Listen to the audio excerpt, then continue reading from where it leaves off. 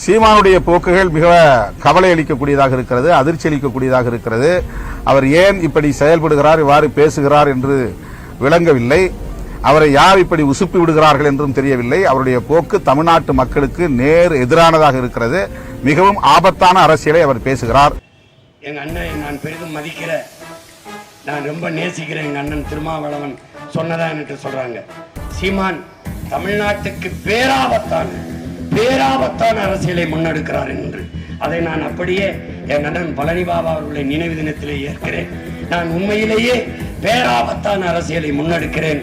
திராவிட திருவாளர்களுக்கு பேராபத்தான அரசியலை இதுவரை என் நாட்டை என் மக்களை ஏமாற்றி சுரண்டி கொளுத்த திராவிட தேடல்களுக்கான பேராபத்தான அரசியலை முன்னெடுக்கிறேன் என்பதில் என் தலைவனை என் அண்ணன் பழனிபாபா மேலும் உறுதியிட்டு சொல்கிறேன்.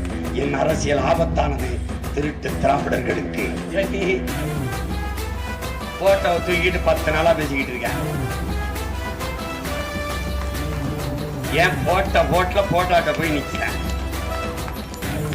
உன்னால என்னை சமாளிக்க முடியல. பத்தியா எப்படி